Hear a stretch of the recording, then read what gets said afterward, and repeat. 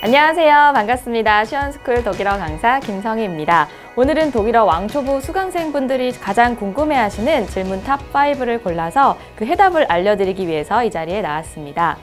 저와 함께할 최후의 1인 김성희 학생을 소개하겠습니다.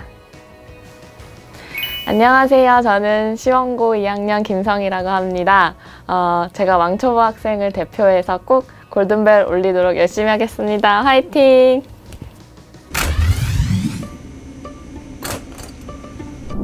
첫 번째 문제입니다. 다스와 s는 어떻게 구분할 수 있을까요?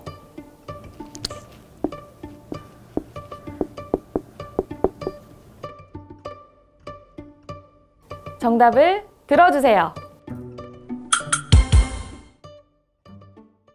네, 정답입니다. 다스는 영어의 this와 비교해 볼 수 있고요. s는 영어의 it과 같은 뜻을 지니고 있습니다. 그래서 다스는 눈앞에 가리키는 대상이 있을 때 이것, 저것, 그것의 뜻으로 사용이 되고요. 사람과 사물에 관계없이 사용하실 수가 있습니다. 예를 들어서 사람을 소개할 때 이 사람은 누구이다. Das ist 누구누구 이렇게 사람을 소개할 수도 있고 Das ist ein Boot 이런 식으로 사물을 소개할 수도 있고요. 그리고 또 명사의 성과 상관없이 사용할 수가 있는데 s는 앞에 나온 언급된 명사가 중성 명사일 경우에 s로 받게 됩니다. 예를 들어서 앞에 언급했던 명사가 남성이라면 er, 여성이라면 sie, 중성일 때 s로 받게 된다는 것이죠. 그래서 das는 성과 수에 상관없이 쓰이지만 s는 앞에 나온 명사가 중성 명사일 때 사용된다는 점 알아두시면 되겠습니다. 두 번째 질문입니다. kein과 nicht의 차이를 구분해 주세요.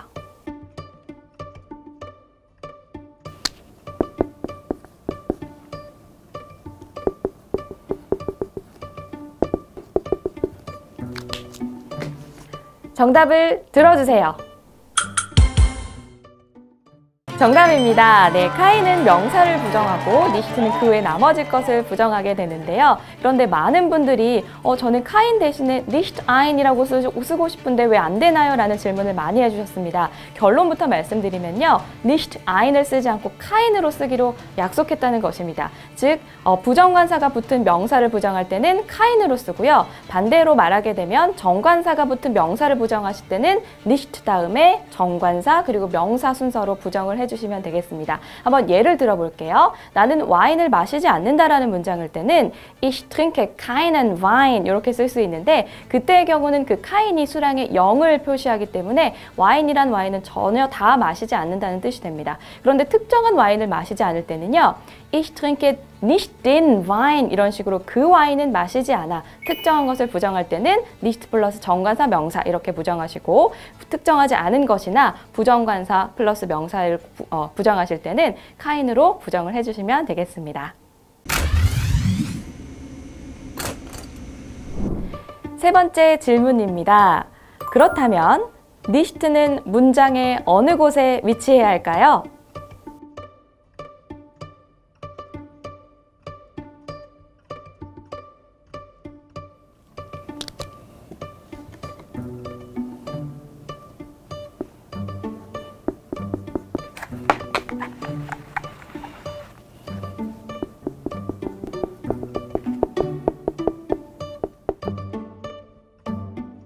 정답을 들어주세요. 네, 정답입니다. 부분 부정을 하고 싶을 때는 부정하고자 하는 것 바로 앞에 nicht를 쓰시면 되고요. 전체 부정을 하실 때는 문장 맨 뒤에 nicht를 써주시면 됩니다. 일단 부분 부정부터 설명을 드릴게요. 내가 주어를 부정하고 싶으면 주어 바로 앞에, 형용사, 부사, 다양한 것들을 부정할 수가 있는데 부정하고 싶은 것 바로 앞에 nicht를 쓰면 그게 부분 부정이 되겠고요. 문장 전체를 부정한다는 것은 동사를 부정한다는 말과 같은데요. 그때의 경우 nicht가 맨 뒤로 간다라고는 말씀드렸지만 이게 예외가 너무 많습니다. 예를 들어서 조동사 때문에 동사 원형이 맨 뒤로 간다든지 과거분사가 맨 뒤로 갈 경우 또는 분리동사여서 분리전철이 맨 뒤로 갈 경우 그것들보다 더 nicht가 맨 뒤로 갈 수는 없어서 그러면 과거분사 앞에, 동사 원형 앞에, 분리전철 앞에다가 nicht를 위치시켜 주시면 되겠습니다. 네, 아주 잘하고 계시는데요. 네 번째 질문은요. 많이 헷갈려 하시는 질문입니다. nicht와 nicht의 차이점을 적어주세요.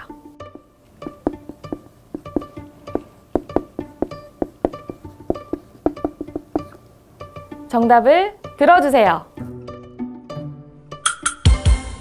네, 정답입니다. nicht는 부정어 not과 같고요. nicht는 대명사 noting과 같은데요. nicht는 부정관사 ein이나 또는 관사 없는 명사를 부정할 때를 제외하고는 모든 것을 부정할 수 있는 부정어였습니다. 이 nicht는요, nicht에다 s만 붙이면 되는데요. 그것은 대명사로서 아무것도 아닌 것, 어떤 것도 없는 것이라는 뜻이 되므로 그 자체로 목적어로 사용을 하게 됩니다.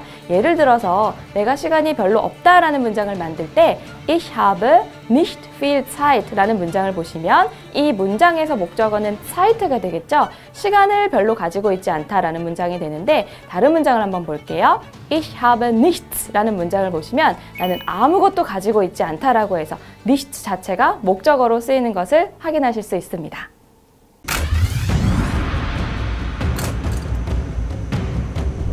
네, 드디어 마지막 문제만을 남겨두고 있습니다. 이 마지막 문제를 맞춰서 과연 골든벨을 울릴 수 있을지.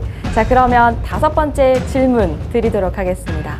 독일어 문장을 쓰실 때는요, 우선 첫 번째 자리에 주어를 쓰고 두 번째 자리에는 동사를 쓰고 그리고 나머지 목적어나 보어를 쓰게 됩니다. 그런데 이 목적어나 보어 또는 부사 전치사구를 사용하실 때 어떤 법칙에 의거하여 순서대로 써야 되는 규칙이 있습니다. 그런 요소들이 원인, 장소, 방법, 그리고 시간 4가지 요소가 있을 수 있는데요. 그 4가지 요소를 어떤 순서대로 써야 할까요? 그 순서를 차례대로 적어주세요.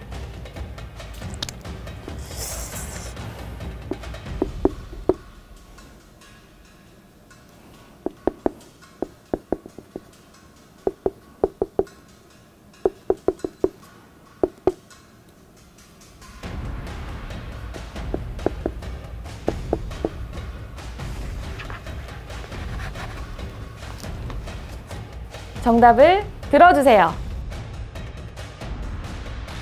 네, 시원방장과 시원장방을 고민하시다가 결국에는 시원방장으로 적어주셨는데요.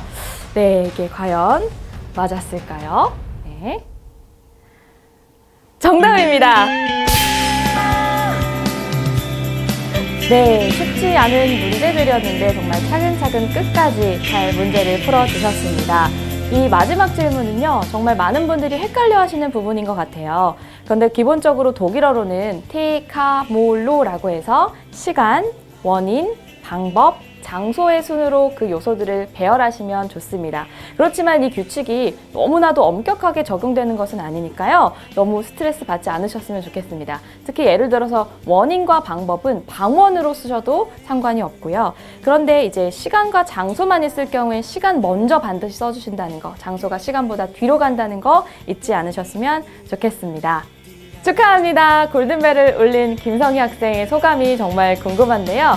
김성희 학생, 지금 소감이 어떠신지 한번 여쭤봐도 될까요? 제가 골든벨을 울리게 돼서 너무 기분 좋고요. 제가 마지막 문제가 좀 헷갈려가지고 시원방장인지 시원장방인지 헷갈렸었는데요. 이거 이번 기회를 통해서 확실히 알게 된 것 같고요. 여러분도 시원방장 잊지 마시고 꼭 문장 쓰셨으면 좋겠어요. 화이팅! 네, 이렇게 해서 왕초보 여러분들이 궁금해하셨던 질문들을 모아서 탑5 문제를 모두 풀어보았습니다. 궁금증이 좀 해결되셨나요? 최후의 1인 김성희 학생이 알려준 정답을 꼭 기억하셔서 독일어 공부하실 때 많은 도움 되셨으면 좋겠습니다. 그러면 시원스쿨 강의에서 뵙도록 할게요. Auf Wiedersehen!